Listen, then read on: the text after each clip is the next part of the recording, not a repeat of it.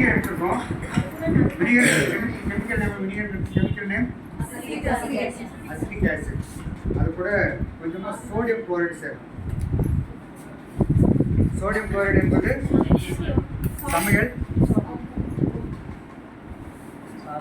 சமையல் உப்பு கொஞ்சம் இதில் சேரும். சுவைக்கு தகுந்த மாதிரி தேவைக்கேற்ப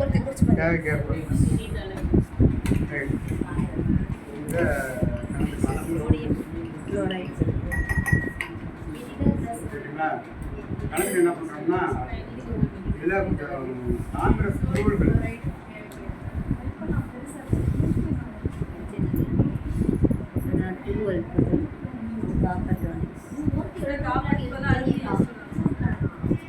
அலுமினியம் யூஸ் பண்ணுறோம்.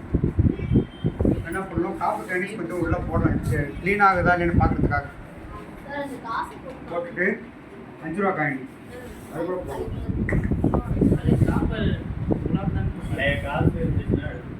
என்ன பண்ணுறது கூட சோடியம் பைகார்பனேட் சேர்க்கணும்.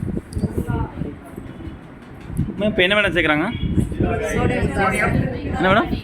Sodium bicarbonate.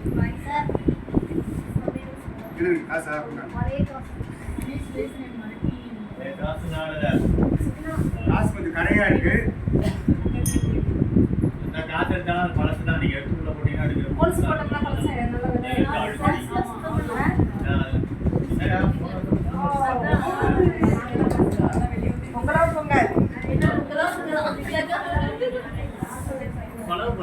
இதுல பொங்கி வருது பாருங்க, பொங்கி வரும் காவேரி. கொஞ்ச நேரம் பொங்குற வரைக்கும் வெயிட் பண்ணிட்டு அது பொங்கி முடிஞ்ச உடனே உள்ள எடுத்தோம்னா கொஞ்சம் அது பியூரா இருக்கும், சுத்தமா இருக்கும்.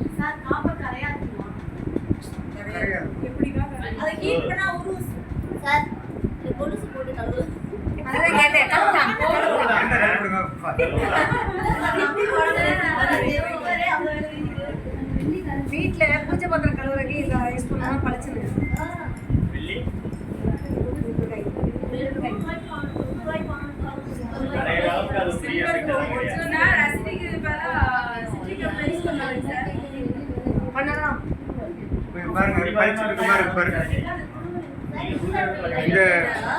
இந்த காப்பர் டர்னிங்ஸ் வந்து கொஞ்சம் பளிச்சுட்டு இருக்கும். முன்ன இருந்து கொஞ்சம் பளிச்சு.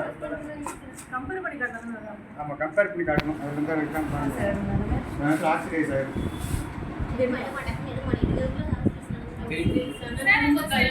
பாருங்க, இந்த காப்பருக்கு இந்த காப்பு வித்தியாசத்தை பாருங்க, கொஞ்சம் வித்தியாசம் தெரியும். எப்போ ஒன்றும் இல்லை, வீட்டில் பூஜை பாத்திரம் க்ளீன் பண்ணலாம்னா எப்படி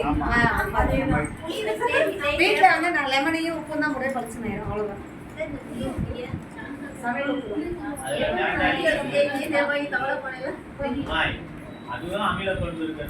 மேலதான் சிட்ரிக் ஆசிட், புளி, டாட்டாரிக் ஆசிட்.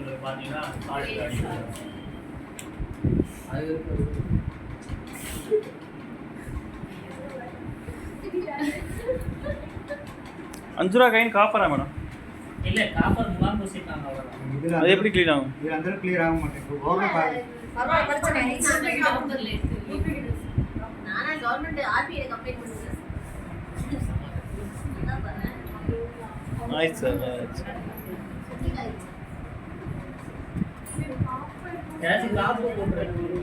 காப்பு செப்பு மோதிரம் போட்டுருக்கீங்களா? இந்த செயின் அது